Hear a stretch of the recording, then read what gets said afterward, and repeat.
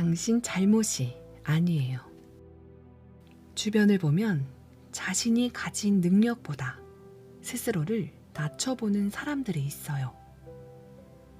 객관적으로 볼 때 충분히 해낼 수 있는데도 나는 부족해, 나는 해낼 수 없어 하면서 자꾸 뒤로 물러서고 바닥으로 주저앉아 버리곤 하죠.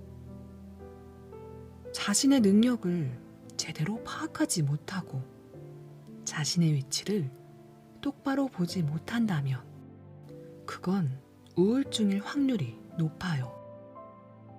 타인에 의해 생긴 우울증 말이에요. 직장에서든 집에서든 누군가로부터 너는 그 정도밖에 안 되는 사람이야, 이렇게 부정적인 말을 지속적으로 듣다 보면 내 가치를 제대로 보지 못하고 스스로를 바닥으로 끌어내리게 돼요. 내가 본다고 뭘 아냐? 돈 주면 너 혼자 여행은 갈 수 있고?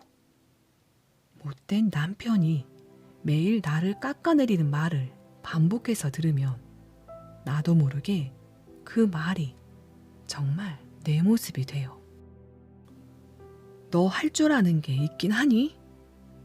이따위로 일할 거면 당장 그만둬.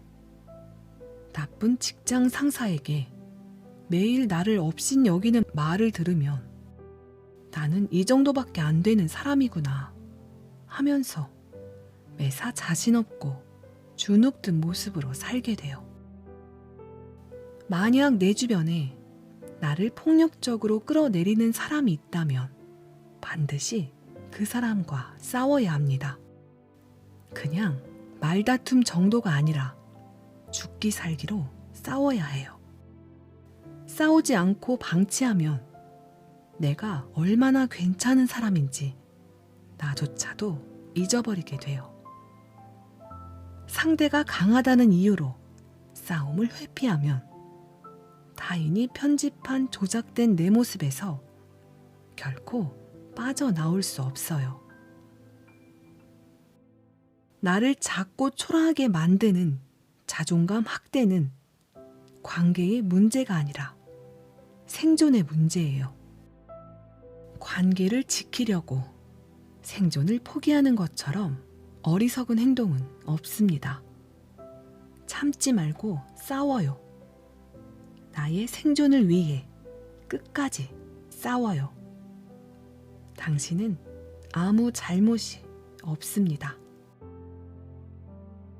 결정 근육을 키우세요. 앤드류 카네기와 헨리 포드 등 백만장자 500명을 연구했더니 이들에겐 공통점이 하나 있었대요. 바로 결단력이에요. 자신감 있고 빠르게 결정을 내리되 그 결정을 천천히 바꿔나가는 겁니다.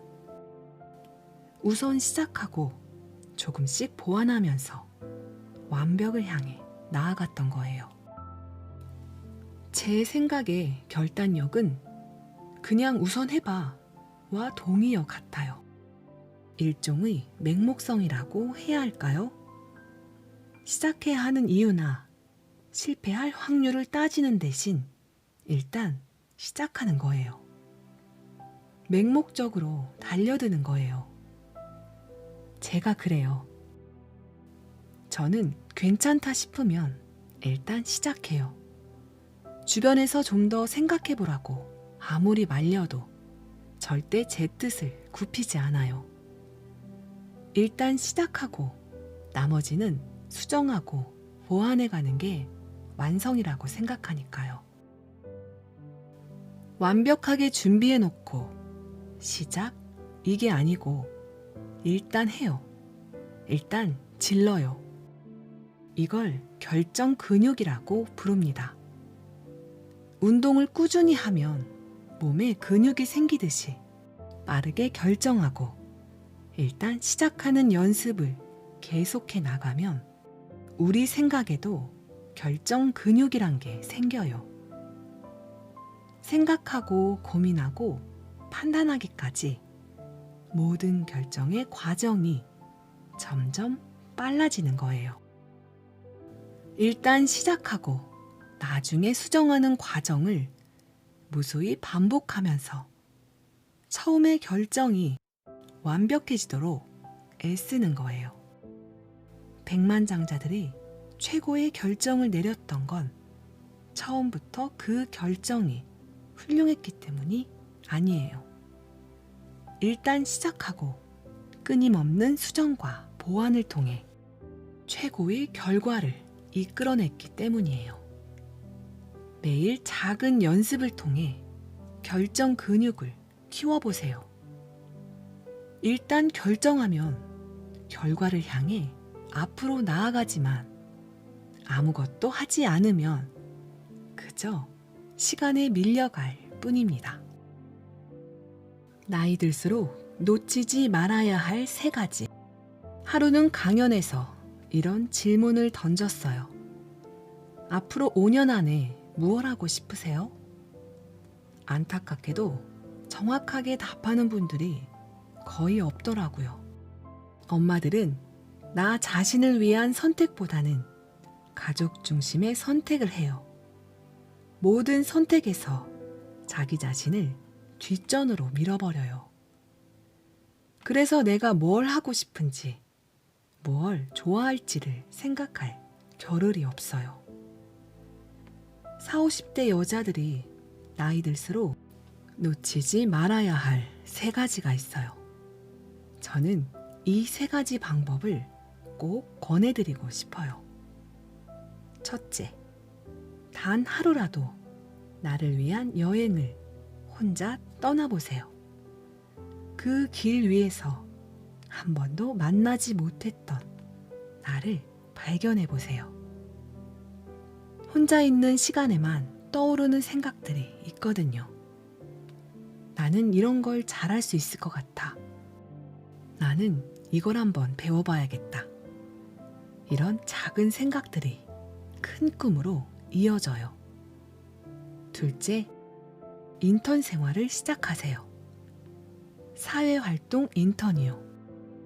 아이들 키우고 살림만 하다 보면 점점 사회와 멀어져서 일상의 작은 변화도 겁이 나고 두려워져요.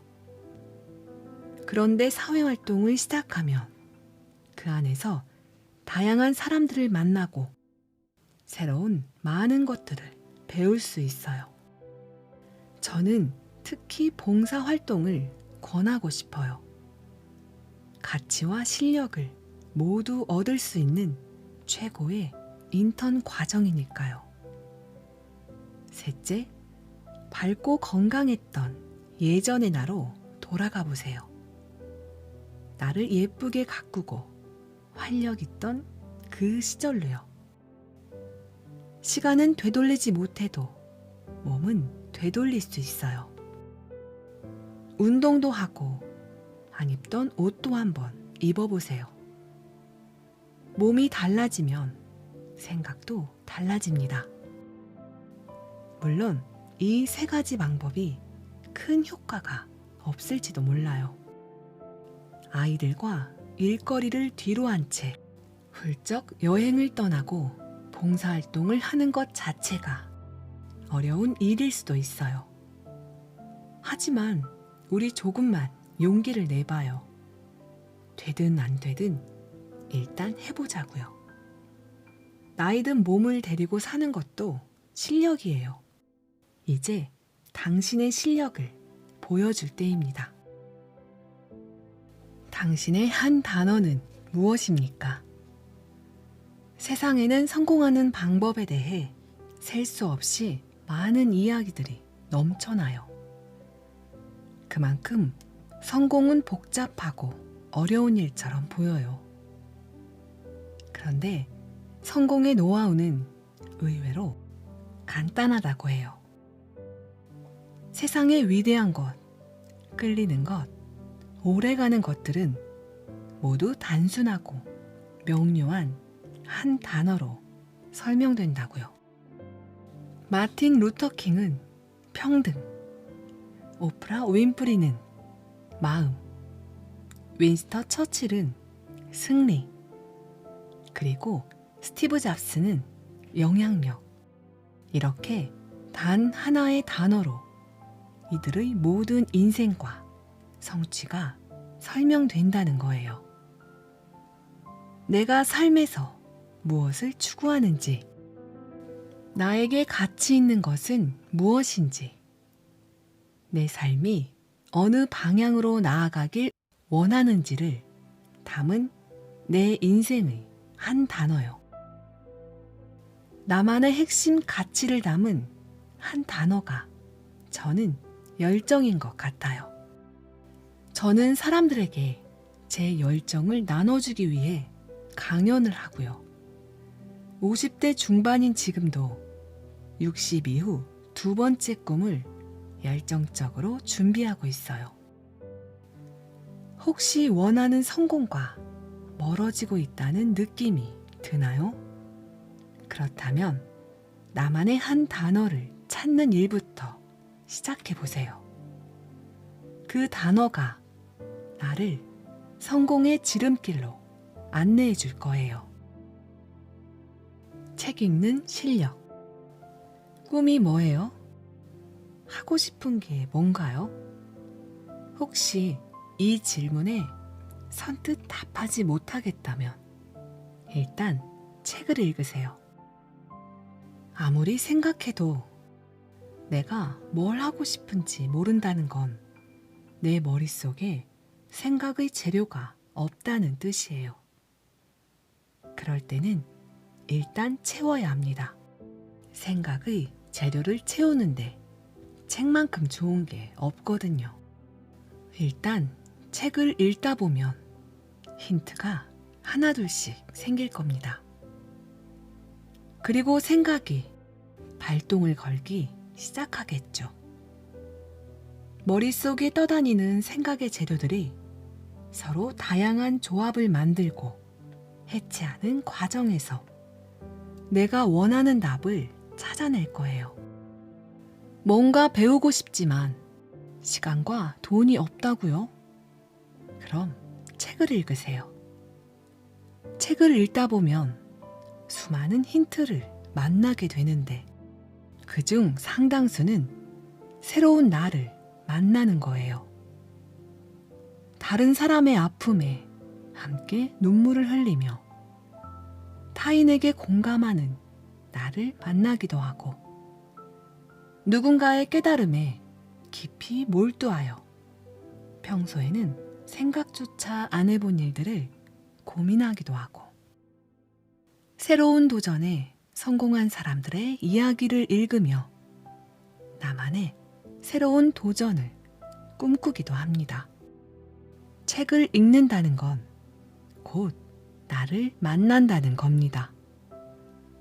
일상에서는 절대 만나지 못하는 상상력이 풍부한 나, 모험을 즐기는 나를 책을 읽으며 수없이 만나는 거죠. 그 만남이 나의 일상을 풍요롭게 해주고 때로는 새로운 도전의 시작이 되기도 합니다. 혹시 요즘 외롭거나 자존감이 낮아진 것 같나요? 그렇다면 책을 읽어보세요. 어떻게 살아야 잘 사는 삶인지 헷갈릴 때, 나 자신을 위로하고 싶은데 방법을 모를 때, 책을 읽으면 많은 문제가 해결됩니다. 이까지 책이 무슨 도움이 되겠어? 혹시 이런 생각이 들어도 질문하지 말고 그냥 무조건 책을 읽어보세요. 책을 읽는다는 건 나를 읽는다는 거예요. 나의 성장을 멈추지 않는다는 거예요. 그래서 열심히 살다가 멈춘 사람이든 다시 시작하고 싶은 사람이든 책을 읽다 보면 인생의 터닝 포인트를 발견하게 될 거예요. 때로는 책이 나를 살리는 귀인이 되기도 합니다.